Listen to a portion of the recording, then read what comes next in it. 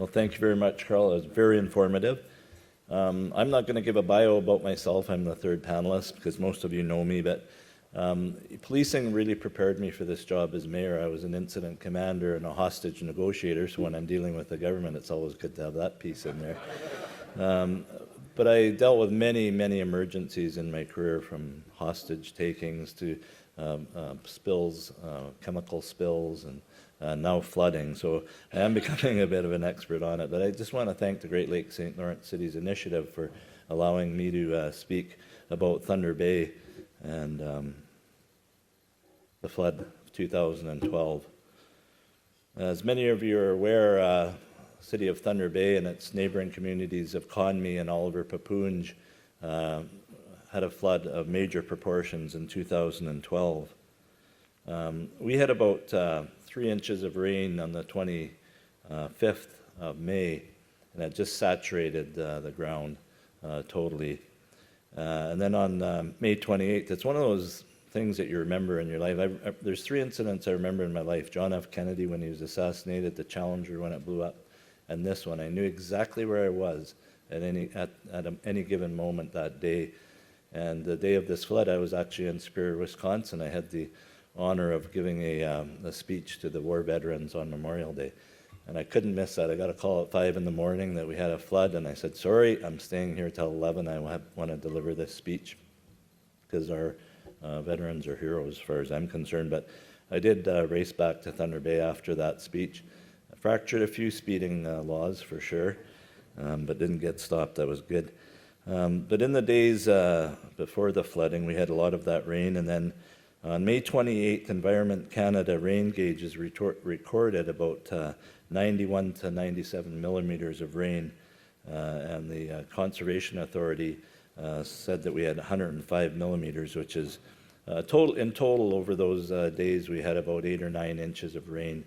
But May 28th was just unbelievable. The record washouts of roads. You can see this river there that was right up to its banks. Approximately 40 millimeters fell on May 24th, and it had widespread flooding. We had probably between 4,000 and 5,000 basements flooded, and it wasn't water, it was sewage, because our sewage plant was 45 feet underwater. It was just incredible, and all the pumps burnt out, just total shutdown of our sewage plant, and it was unbelievable. I walked that area, and the devastation was just incredible. So we convened our Emergency Operations Control Group, EOC for short, and declared an emergency at 8:15 a.m. that morning. So it was largest in scope disaster for the city of Thunder Bay. Impacted 4,000 to 5,000 homes, as I said, and it was very expensive repairing the infrastructure. We're probably looking at $100 million. We've spent about $30 million repairing the sewage treatment plant, and it's still not at 100%. Just a few weeks ago, we had another 3 inches of rain, and as I said earlier, we were supposed to get 4 more inches, and unfortunately, Mayor Hartwell got it. It was in Michigan, got hit pretty hard.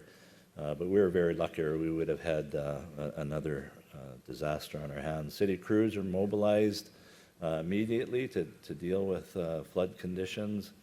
We assessed the damage to the city's infrastructure, roads, sewers, and trails. And I was in touch with Mayor Don Ness of Duluth because a couple of weeks after ours, he got hit severely hard. I think worse than us. I think they had 10 or 11 inches of rain in one day. So it was phenomenal.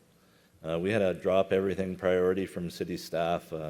Everybody just came to the party. It was really good. Community response was fantastic. We had the Salvation Army, the Red Cross were there right away, and Mayor Schufelt came up last year, and we did a Tale of Two Mayors, and because Mayor Schufelt has had his own emergency to deal with. So if people don't believe climate change is here, you know what? You just have to see this to believe it. But so our communications, I think, were key throughout the whole flood. You know, that experience I had as a police officer and other experience that we had within the city, we dedicated a flood webpage.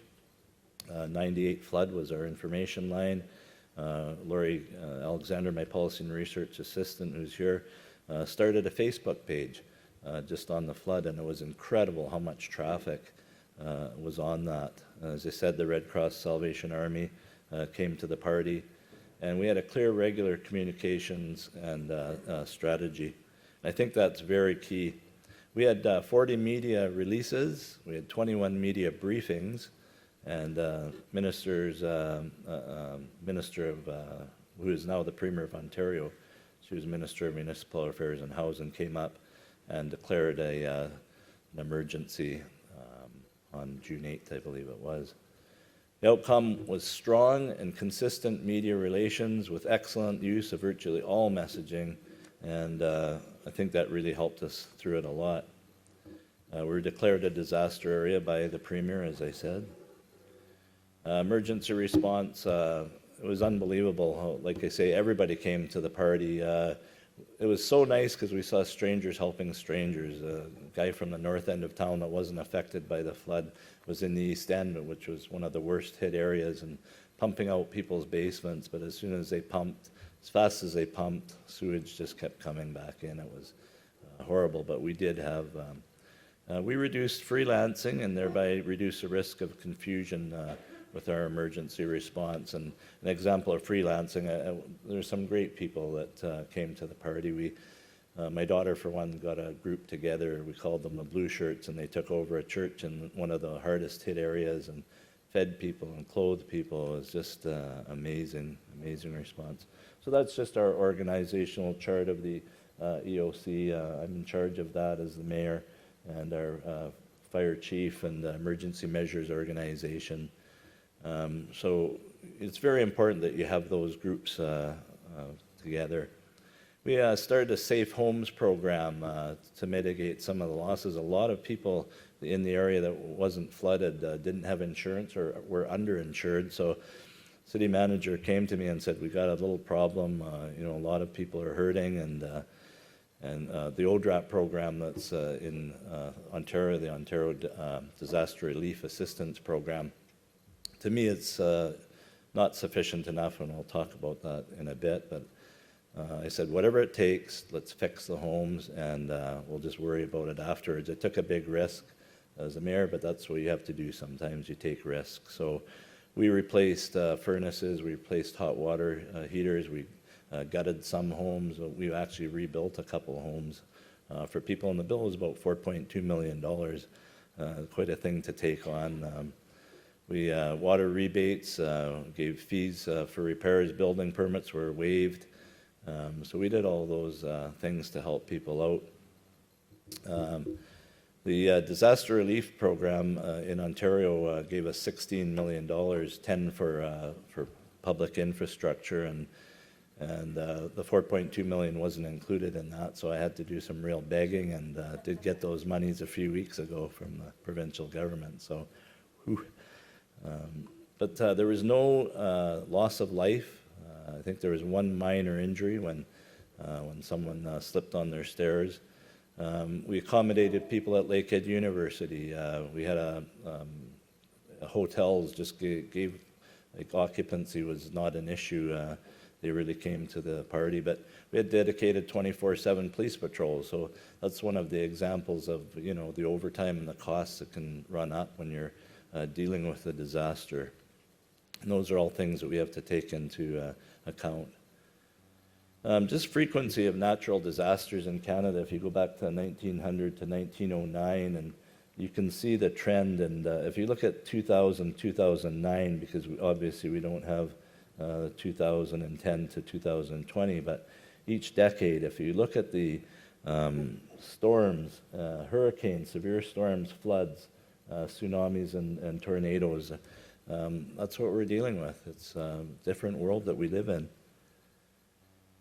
Moving forward, building on a strong foundation, we're moving to mitigate climate change as best as we can. We're working on, we had the best pollution control plant in Ontario. It was 10 times the standard. It was built to 10 times the standard, and it totally shut down. So we brought in consultants, and we've had engineering firms, and now we're trying to build it to more than 10 times what's required. So those kind of things that we have to do.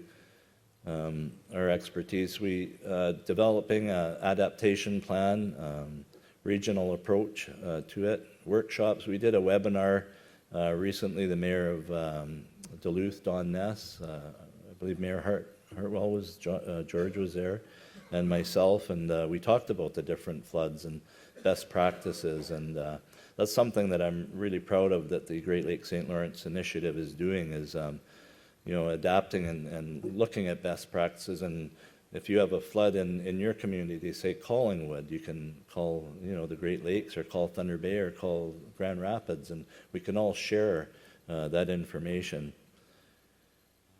Engage in the community through existing collaborative multi-stakeholder approach. In the city of Thunder Bay, like after the flood, we started a drainage assistance program. We found a lot of people didn't have sump pumps or sump pits, didn't have rain barrels that didn't have proper drainage, and we encouraged backflow prevention, and we actually have a rebate program called the Drainage Assistance Program, where we pay up to 50% of the costs of installing those. So it's something we took on, but as a city, it's going to hopefully have long-lasting results for people. And we're advocating for regulatory and financial support, and that's where my training comes in. I'm a loud mouth and a loud voice when it comes to dealing with government, and they really come through. And I think that's something that our agency really has to do, is we have to get stronger. We have to be more demanding. I'm that kind of guy. I'll give you an example. I was at a mining readiness strategy at the community auditorium, and we had a rowdy guy there, and I'm looking around, he's swearing, he's walking up towards the stage to deal with the speaker, and I had to take him down, ground him, handcuff him, and it was beautiful. So that's what I'm bringing as chair. I think we have to be, I'm not going to bring my handcuffs, but I think we have to be a lot more vocal. We have to get all levels of government on board. Like I said, we're in Mackinac City with Dave, and the governors didn't even talk about the Great Lakes St. Lawrence Cities Initiative or the work that the mayor is doing, yet it had been 5 years since they met. So we have to engage these other groups of government and get us all working in the same direction. And I think if we do that, we're going to be able to mitigate a lot of these climate issues. So with that, I'm going to get off the stage, and we're early.